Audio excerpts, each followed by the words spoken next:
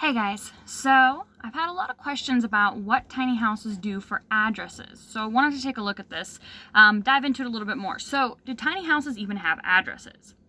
Well, there are a few different options you can have when it comes to a tiny house. You can have it on permanent land. That can be a land you purchase, or you could be renting a spot in an RV park. So then of course you would have an address. You could be mobile. So if you're moving the house around a lot, that changes what you can do as far as an address goes. Another option is being on unmarked land.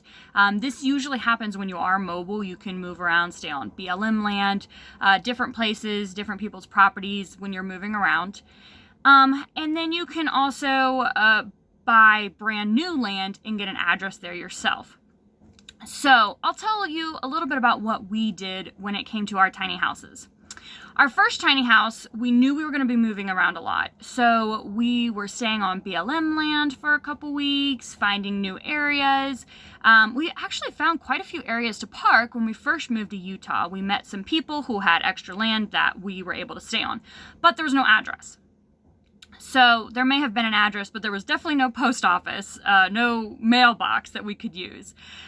So what we did for an address was use a P.O. box. I highly recommend using a P.O. box. So you can get all your mail there. It can be in one consistent place. And a bonus that a lot of people don't know is you can use it as a physical address.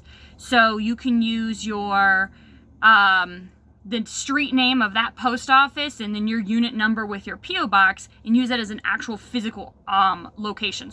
So for example, Amazon doesn't mail packages to P.O. boxes, but if you put in the address of your post office, then they will mail you packages. So you can use that for a lot of things, actually. We use our post office physical address for a lot of things. But before we knew that, we had to set up some account that needed a physical address. So they asked us where we lived. We said, well, we're moving around. We didn't really have anywhere that we lived, actually. We didn't stay anywhere permanently. So we told them that we lived on BLM land. At the time, it was 5 Mile Pass. It's an address you can type in and look up, and it'll pull something up. But it's not real land. For some reason, they actually used that. It was kind of shocking. But they did use that as a physical address for that account. We then switched everything over to my work address as a physical address until we were able to get something a little bit more permanent.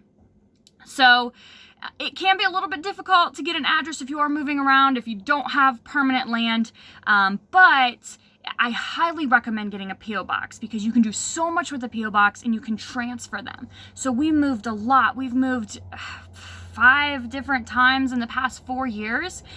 So it's difficult to keep up with your mail and constantly be moving that, especially because when we first move to an area, we move around a lot. So until we find somewhere that we're going to stay, we'll go to BLM land, we'll stay on somebody else's property, different things like that. So that can make it a little bit more difficult. So we always set up a P.O. box somewhere where we know we're going to be permanently. So for example, right now, we're staying in Reno and I'm going to school. I'm going back to grad school. So I got a P.O. box set up, which is right beside my school. I know I'm going to be there a lot for a long time, for many years. So regardless if we buy land, move, or go somewhere else, we still know that post office is going to be in a close proximity to where we're going to be getting mail, where we're going to be constantly. So that works out great.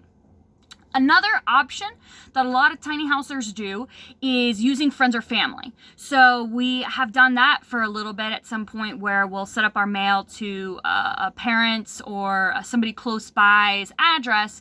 We'll just go pick it up, or they will give it to us when they see us, something like that. I don't recommend this option because it can be a lot more complicated. It's more difficult when you're trying to transfer your mail when you move. Also, sometimes it can be a burden on them to have to sort that out or to send you your mail. If you do move, to forward you that mail. We do have to have that forwarded when we move. And that can be a little bit more complicated. So I don't highly recommend doing that. It's a little bit more difficult, but post offices work great. Actually, you can transfer your mail when you move to a post office. You can, even before you get there, because your problem is, I'm here now in this state. I was in Vancouver, Washington. I'm in this state. My post office is here. I'm getting ready to move to Reno, Nevada, and I'm not coming back to Vancouver. So I need to close out my post office, I need to give them my keys, and somehow not lose my mail in that week or two that it's going to be until I get to the next post office and set that up. So I was a little concerned about doing that at first, but actually it's really easy. The post office makes it simple for you. I have way more information on my website about that. So if you go check out my website, you can just search for Specialized Tinies. Do tiny houses have addresses? And that lists out all the information, much more detail, that can give you a lot of good resources for how to do that and how to set that up. Another thing you can do is purchase land and then set up your own address. If it's not set up, or if you do have an address, you still need to set it up with the post office if there's not already a mailbox associated to that. So that's actually not as difficult as it may sound as well.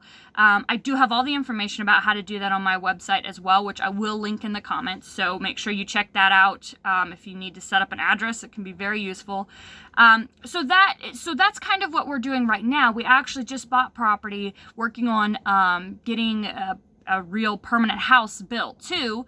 And in the meantime, we're not going to be getting mail to this address because we do already have the post office set up, and it's just kind of difficult to constantly be transferring mail back and forth. So at this point, we're not going to get a post office set up or a mailbox set up quite yet, but that is something that we're going to be working on doing. So I'll have some more information on that about how it goes, but I have all the steps listed out on what you need to do and who you need to contact to set that up. So that's pretty much the gist of it. This is what we've been doing over the past almost 4 years now as far as getting an address. We've lived in 3 different tiny houses, and 2 of them have been very mobile. We have moved them all over America. This one currently we got in Virginia, moved it over to Vancouver, but we were living in Portland as well, and now we're in Reno, and this has been less than a year already. So that's most the information you need to know about setting up your address. But like I said, I've got a lot more resources. If you want to check out how to do all of that, you can click on the link in the comments below. And let me show you our